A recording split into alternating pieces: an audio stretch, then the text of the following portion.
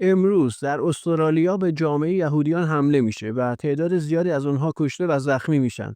در این تحلیل بررسی میکنیم ببینیم این حمله از کدام جهت داره رخ میده، کیا پشت صحنه هستن، به چه عنوانی ممکن این حمله رخ داده باشه و هدفش چیه و در ادامه نقش اون یا تاثیرگذاری اون روی ایران و محور مقاومت چی میتونه باشه. حتما تا اینتا با ما همراه باشید. مایل بودید کانال رو سابسکرایب کنید و ویدیو به دوستانتون معرفی کنید.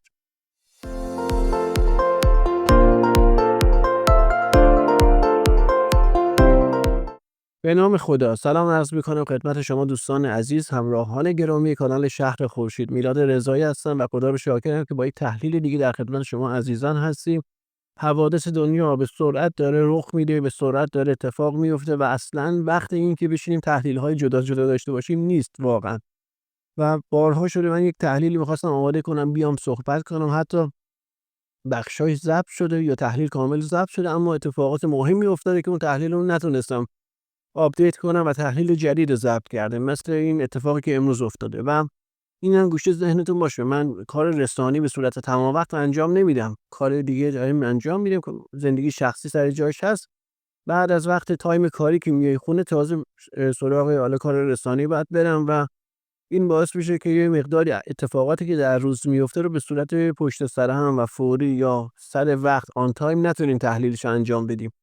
اگر در آینده حالا اتفاقی بیفته و مجبور شیم کار رسانه 24 ساعته انجام بدیم، خب این مشکل حل میشه. بریم سراغ تحلیل. امروز در استرالیا در ساحل بوندی بیچ یه اتفاقی میفته. جشن هانوکای یهودی‌ها بوده اگر اشتباه نگم و 2 نفر مسلح وارد میشن با لباس سیاه. گوشه ذهنتون داشته باشید. شروع میکنن شلیک به یهودیانی که در جشن هستن و بیش از 12 نفر رو میکشن، بیش از 30 نفر هم زخمی میشه. این بیش از یعنی یه نفر رو این برانور شما در نظر بگیرید. سریعا اعلام میشه ایران پشت ماجرا بوده، فلان و بهمان، نیمش سر صدا میکنن و فعلا هم مظلوم بازیشون دوباره شروع شده. بین بچه‌ای که کارشناس هستن یا کارشناسان بین‌المللی 2 تا مبحث داره بیان میشه. یکی اینکه یهودیان، یعنی این اتفاقی که افتاده عمدی بوده، خودزنی بوده و جزو اون اتفاقاتی محسوب میشه که برای ترساندن یهودیان، برای جلوگیری از مهاجرت معکوس یهودیان از اسرائیل داره رخ میده. یعنی چی؟ یعنی یه جایی اتفاق میفته، به اسرائیلیا میگن، به یهودیان میگن هیچ جا امن‌تر از اسرائیل نیست، حتی با اینکه ایران اونجا رو مثلا شخم زد در جنگ 12 روزه و یا امروز هنوز بعد از 2 سال بعد از 7 اکتبر نتونستن اوضاع رو آروم کنن. بحرانی هست، درگیر جنگ هستن، نتانیاهو داره کل منطقه رو به درگیری میکشونه، باز هم اونجا از همه جا آرومتره و بیاین همینجا زندگی کنید. اگر برید جای دیگه به صورت بیخبر ناخودآگاه وقتی که جشنی هست بلا سرتون میاد. بخش دیگه از کارشناسا میگن نه، این حمله بر اساس اتفاقات و حوادث طبیعی رخ داده. یعنی چی؟ یعنی مردم بابت جنایت هایی که نتانیاهو و دولتش رقم زده در 2 سال گذشته در غزه و جاهای دیگه،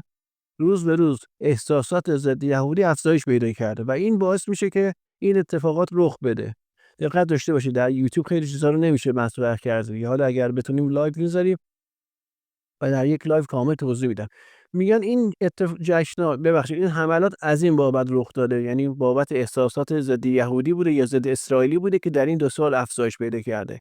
حالا کدومش درسته الان نمیشه 100% بگیم این درسته یا اون درسته، چون با توجه به ضعفی که اسرائیل و آمریکا، مخصوصا آمریکا در بخش سلطه خودش یا نظم جهانی خودش داره، احتمال اینکه این حملات به صورت غیر منتظره برای اسرائیل رخ داده باشه بالا هست. اینها دیگه مثل قبل نمیتونن همه چیز مدیریت کنن، اما جاهایی هست که باعث میشه ما به اون شک کنیم. ببینید اینی که عرض میکنم گوشه ذهنتون داشته باشید. هرگاه در جشن‌های خاص مثل پوریم، مثل همین جشن هانوکا یا جشن‌های خاصی که یهودی‌ها یک جا جمع میشن و یک اتفاق یا یک عملیاتی میفته، این بیشتر احتمال داره کار خود سازمان موساد باشه برای جلوگیری از مهاجرت معکوس یهودیان از اسرائیل.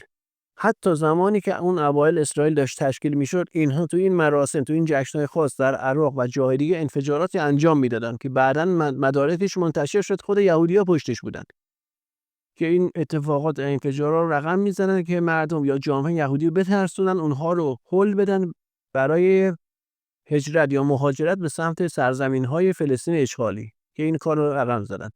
این که امروز در این جشن اتفاق افتاده خب مشکوکه. قضیه دیگه لباس سیاهی هست که تو این حمله اتفاق افتاده. ببینید لباس سیاه نشانه داعش و القاعده است. در گذشته، در سالهای گذشته، سال 2015 2018 2012 در نقاط مختلف مثل انگلستان، لندن یعنی آلمان و آمریکا علیه یهودیان حملاتی انجام میشه. بخشی از اونها بیشترش میگن بر مسئولیتش بر عهده داعش و القاعده بوده. اونجا ما چنین المان‌هایی می‌بینیم، چنین آیتم‌هایی می‌بینیم مثل لباس سیاه، مثل استفاده از پرچم سیاه به عنوان نماد که اشاره کنه به داعش یا القاعده، یعنی به جامعه مسلمان افراطی اشاره کنه.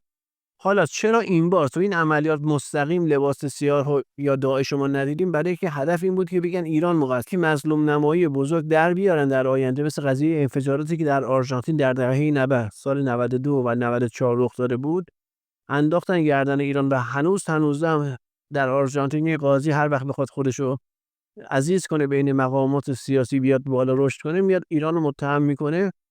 هنوزه این اتفاق میخوان در استرالیا هم رقم بزنن. چرا استرالیا؟ چون استرالیا و نیوزلند به عنوان یکی از زمینهای امن در جنگ‌های آینده برای یهودیان معرفی شده.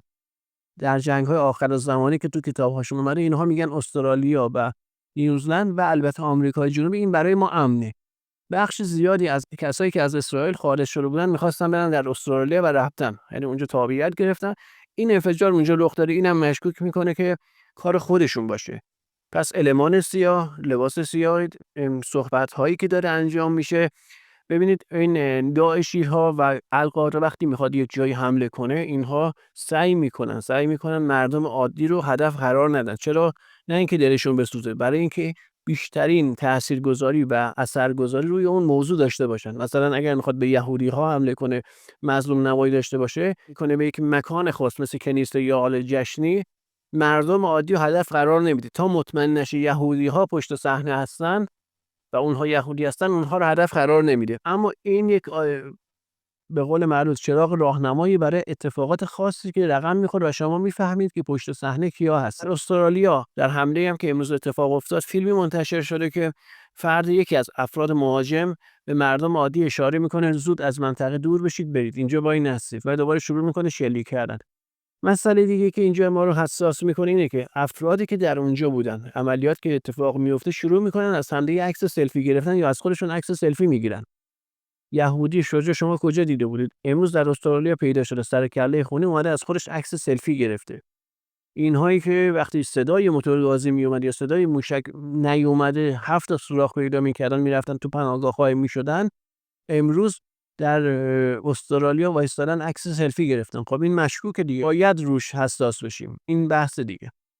نکته دیگری که برای ما مهمه نحوه عمل کرده و مقابله با مهاجمان است. مهاجمانی که امروز اومدن، یه نفرش رو توسط یکی از افراد، یکی از یهودیانی که اونجا بوده خلع اصطلاح میشه، میاد میریزه طرفو میگیره. یه نفر رو دقت کنین، یعنی چند نفر نمیریزن رو سر یه نفر، یکیشون میریزه اونو میگیره و اونو خلع اصطلاح میکنن، دستگیر میکنن، نفر بعدی کشته میشه. جاهایی که چنین اتفاقی میفته، یهودی‌ها اینجوری شجاعت به خرج میدن، معمولاً قضیه مقداری باید روش فکر بیشتری کرد. گفتم یوتیوب هر چیزی نمیشه گفت. اینها صدا که بشنون 100 تا سوراخ و خرید دارن، یادتون باشه. خب اینها رو اگر کنار همدیگه بذارید به این نتیجه میرسید که این عملیات بو داره. اما از طرف دیگه با توجه به رشد نفرتی که از این افراد در جهان پیدا شده تو این 2 سال اخیر، مخصوصا اون اتفاقاتی که در فلسطین رقم زده، بعید نیست که عملیات‌هایی به صورت خودجوش بخواد شکل بگیره. ولی آیتم‌ها رو اگر کنار هم بذاری، اینجا یه مورد دیگه هم هست. بارها بوده دستگاه‌های اطلاعاتی متوجه شدن یه خلوچلی مثلا یک جا میخواد یک عملیات تروریستی انجام بده یا به یک جای حمله کنه.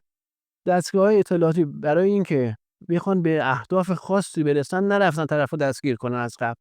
گذاشتن این حمله انجام شده یا اونو هدایت کردن به یک سمت. مثلا یک دیوونه پیدا کردن، این مثلا میخواست به یک مسلمانی حمله کنه، اینو هدایت میکنن تو یک قسمت خاص، مثلا یک عملیاتی که منطقه خاص انجام میشه که بیشترین بازخورد اونها داشته باشن، حالا هر هدفی داره. عملیاتی که در استرالیا رخ داده به نظر من از این جنسه، یعنی نصف بیشترش بابت هدایت این عملیات رخ داده. اینو 2 نفر پیدا کردن، اونها میخواستن کار خاصی انجام بدن، علیه یهودیان روش سوار شدن، اونها رو به صورت خیلی پیچیده هدایت میکنن و این عملیات رو در زمان و مکان خاص رقم میزنن. در یک جشن یهودی ها که پیام داره، عرض کردم حوادث گذشته خاص اینها در جشن ها و مراسم مذهبی بوده. چرا؟ چون تو این مراسم مذهبی این یهودی ها از گذشته، از زمان 2000 سال پیش که بودن، احساس امنیت میکردن، میگفتن جایی هست که ما میتونیم خود واقعیمون رو نشون بدیم. جشن پوریم، جاهای دیگه.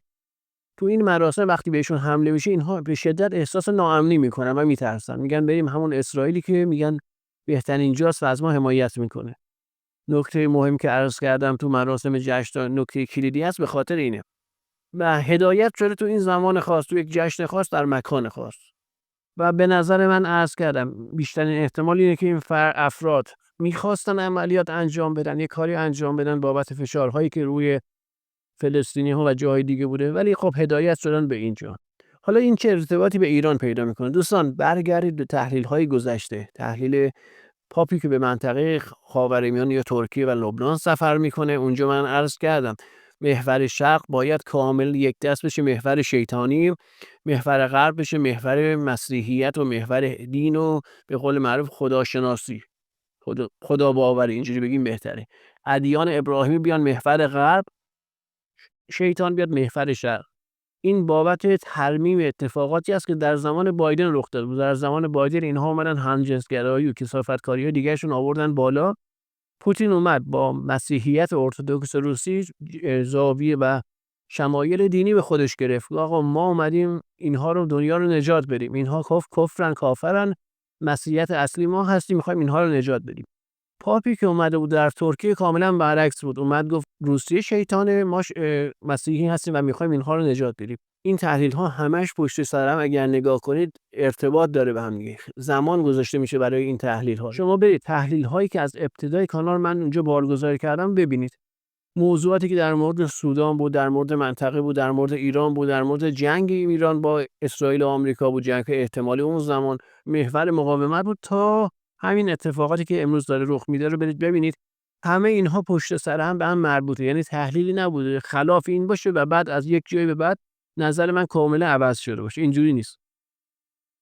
تو این تحلیل پاپ هم من خدمتتون عرض کردم اینها نیاز دارن که یک جو دینی ایجاد کنن برای عملیات مشترک علیه محور شرق. جهان مسیحیت همدست میشه، هم پیمان میشه.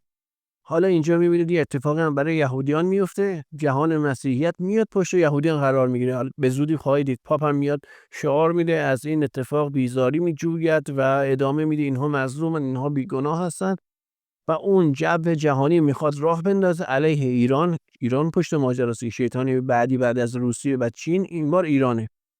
علیه ایران راه میندازه و بعد میخواد محور غرب و کاملا یک دست مذهبی گونه هدایت کنن به اون اهدافی که دارن. اون تحلیل کاملا اینو توضیح دادم بهتون. حالا من در مورد اتفاقاتی که در منطقه رخ میده و رخ داده اونجا صحبت کردیم. در مورد تحلیل اردوغان که ایشون رو میخوان رهبر جهان اسلام کنه، من چندین ماه قبل، فکر می‌کنم بیش از یک سال پیش تحلیل داشتیم. گفتم این طرحش اینها میخوان اجرا کنن. تحلیل یه هفته پیش بود اگر اشتباه نکنم یا 2 هفته پیش بود. اونجا عرض کردم این طرح آغاز شده که اردوغان رو به عنوان رهبر جهان اسلام معرفی کنن و ما می‌بینیم که این اتفاقات داره میفته. در مورد درگیری‌هایی که در منطقه داشتیم، درگیری بین ترکیه با روسیه و منطقه همین بود. کشتی ترکی رو در دریای سیاه زدن، قبلش نفتکش‌ها و کشتی‌های روسی زده میشد اونجا. روسیه میاد کشتی ترکیه رو میزنه، اخیراً هم در دریای مازندران 2 تا کشتی روسی رو زدن. همه اینها تو اون تحلیل‌ها رو ما کامل باز کرده بودم، گفته بودم این اتفاقات میفته و دارید میبینید دیگه. این اتفاقی هم که در استرالیا افتاده از همین جنسه. حالا تحلیل اون کشتی‌ها رو من بعد از این تحلیل اگه برسم ضبطش میکنم. و این اتفاق ادامه پیدا میکنه. مطمئن باشید علیه یهودیان عملیات ها احتمالاً ادامه پیدا خواهد کرد، چون اینا با یه حمله 2 حمله نمیتونن مردم دنیا رو تغییر نظر ایجاد کنن، تو ذهنیتشون بگن ما خوبی مظلومیم. نه، اون دوره دیگه گذشت. مطمئن هستن خودشون فقط میخوان توجیه کنن کارهایی که داره انجام میشه. بس فقط یک چیزه، بهانه‌ای برای ادامه عملیات‌های خودشون پیدا کنن. بخش آخرم شخص نتانیاهو و دولت کابینه افراطی است که اینها دارن دیگه. کابینه افراطی نتانیاهو به این اتفاقات به شدت نیاز داره. در روزهای گذشته در فلسطین اشغالی علیه نتانیاهو تقریبا هر شب اعتراضات خیلی مهم و گسترده‌ای در جریان بود. نتانیاهو به ترامپ فشار آورده بود که از رئیس جمهور اسرائیل طلب بخشش کنه و عفو عمومی بگیره. رئیس جمهور اسرائیل بهش نداده و سر صدا دوباره بالا رفت. این اتفاقات باعث میشه اینها بیان جنگ‌ها و درگیری‌های جدید رو آغاز کنن در منطقه و نتانیاهو بتونه باز هم برای مدتی از زندان و درگیری و دادگاه فراری باشه. این اتفاق هم مال همونه. میمونه بحث لبنان و منطقه و اتفاقاتی که ممکنه به زودی اونجا رخ بده. با ونزوئلا تو تحلیل بعدی خدمتتون تقدیم میکنم. بعد خواستم این تحلیل رو سریعا بیام بهتون بگم که این اتفاقی که در استرالیا افتاده از چه جنسه. احتمالاً میان ایران رو به عنوان محور شرارت مشخص میکنن و اون عملیات هایی که عرض کردم علیه محور شرق به صورت یکپارچه از محور غرب از دروازه فلسطین اشغالی میخواد آغاز بشه کلید میخوره. برخیش لبنان، سوریه و به سمت مرزهای ما خواهند آمد، مطمئن باشید. به صورت البته نیابتی فعلا و بعد حالا اگر به اهدافشون برسن به صورت کامل. بیشتر از این وقت شما دوستان رو نمیگیرم. هر جا هستید در پناه خدا باشید. انشالله که به زودی اتفاقات خیلی مهمی در کشور ما، در منطقه و در جهان رخ میده و این حیله هایی که دشمنان ما در مورد ما دارن به کار میبرن باز خواهد گشت و به خودشون آسیب خواهد زد به جای اینکه به ما، به ایرانی ها آسیب بزنه. هر جا هستید در پناه خدا باشید. یا علی، خداحافظ.